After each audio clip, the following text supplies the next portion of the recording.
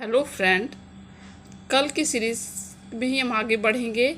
आगे चैप्टर है वर्णमाला। ये सेकंड चैप्टर है और मोस्ट इम्पॉर्टेंट चैप्टर है। पहले आप वर्णमाला जब पढ़ते हैं तो हिंदी की पूरी वर्णमाला आप अच्छे से पढ़ लीजिएगा। वर्ण क्या होता है?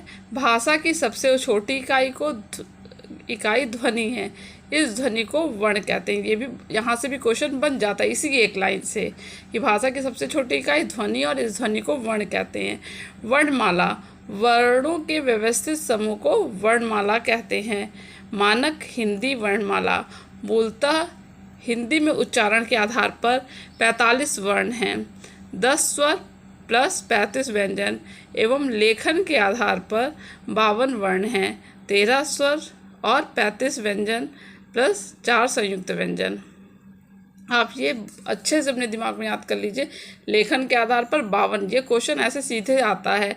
लेखन के आधार पर 52 स्वर। अब हम यहाँ पे स्वर पढ़ लेंगे। अ, आ, ई, उ, ऊ। और ऊ के बाद यह स्थान है री का, जैसे कि आप लोग देख रहे हैं। फिर है ए, ओ, अंग, आहा। तो 10 प्लस 3 13। कितने स्वर हो गए? 13। जो ब्रैकेट में दिया है वो 3 है और 10 प्लस 3 स्वर हो गए। फिर हम व्यंजन देखेंगे। व्यंजन में आप इस तरह पढ़िए जैसे बुक में दिया हुआ है, सेम टू सेम आप वैसे पढ़िए। का वर्ग क, ख, ग, घ, अंगा। च वर्ग च, छ, ज, झ, इया। टा वर्ग ट, ठ, ड, ढ, ड़ा। और जो ब्रैकेट में है उस पर ध्यान दीजिएगा, लेकिन पढ़िएगा आप लोग ट, ठ, ड, ढ, ड़ा, क्योंकि ये द्विगुण वर्ण है। और यहीं पे आप याद कर लीजिए ये द्विगुण वर्ण है, व्यंजन है। द्विगुण व्यंजन कौन कौन से हैं?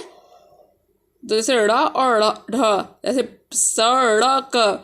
ड़ बीच में आता है, पढ़ाई में ये बीच में आता है। इसको आप एकदम अच्छे से याद कर लीजिए। पेपर में ऐसे द्विगुण व्यंजन आता है। फिर ता वर्ग त, थ, द, ध, ना। प वर्ग प, फ, ब, भ, मा। अंतस्थ, यहीं पे आप याद कर लीजिए अंतस्थ कहाँ पे है? य, र, ल, व। ऊष्म श, श, स, ह। और संयुक्त व्यंजन छ, त्र, ज्ञ, श्र।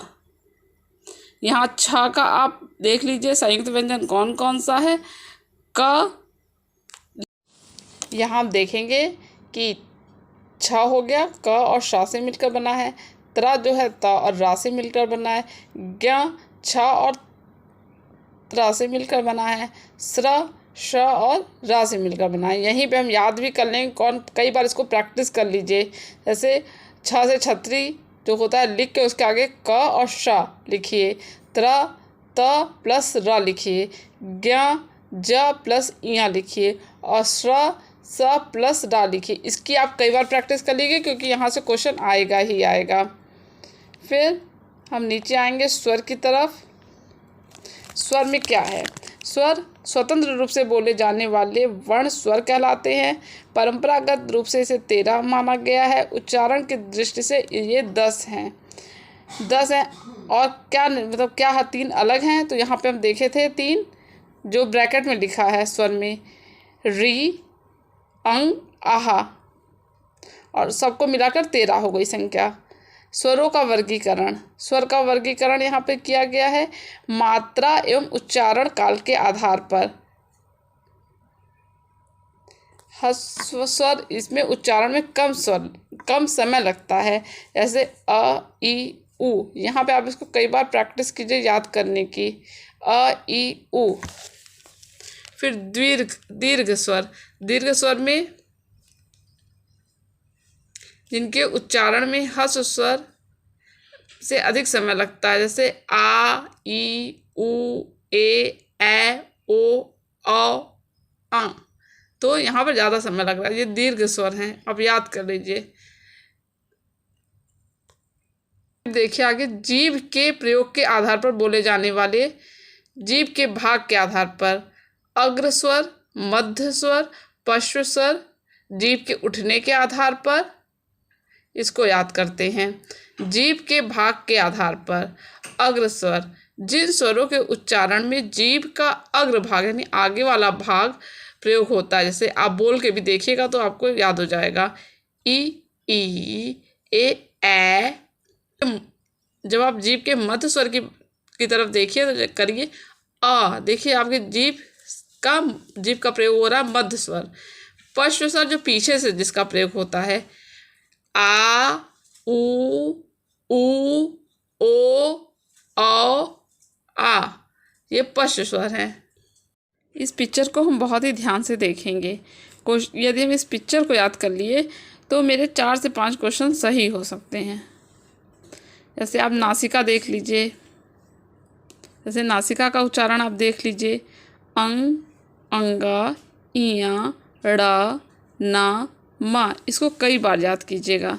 दंत मूल, र, ला, दंत, त वर्ग और ता वर्ग में सारे आएंगे, त थ द ध ना, श और स, दंत ओष्ठ, व, ओष्ठ, उ और पा वर्ग का मतलब उस वर्ग के सारे अक्षर आएंगे।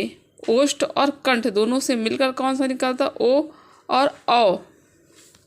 फिर इधर से ऊपर से नीचे देख लेंगे, मूर्धा से री, टा वर्ग, जहाँ टा वर्ग या कोई वर्ग का यानी उस वर्ग के सारे अक्षर आएंगे। और श षटकोण वाला श है, तालु, तालव्य से ई, जा वर्ग, य और श, कंठ, तालु, ए, कंठ से अ, आ, अह, क वर्ग, ह। इसको आप कई बार इस चीज़ को आप याद कीजिए, लिख के याद कीजिए, तभी ये चीज़ें याद होंगी और क्वेश्चन यहीं से आएगा। इसको आप कई बार याद कीजिए। अब हम देखते हैं क्वेश्चन बीच से आया हुआ है, उस क्वेश्चन को सॉल्व करते हैं। जो मैंने आपको जो क्वेश्चन हमने पढ़ा है अब उसी का अभ्यास हम करते हैं। देखिए यहाँ देखा है, आया है भाषा की छोटी इकाई। पहला क्वेश्चन, भाषा की छोटी इकाई कौन सी है? वर्ण है। वर्णमाला कहते हैं किसको? वर्णों के व्यवस्थित समूह को वर्णमाला कहते हैं।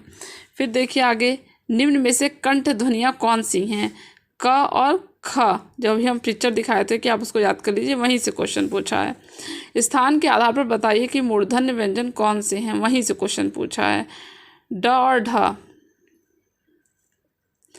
निम्न, ये बाद में पढ़िएगा। नासिक के व्यंजन कौन से हैं?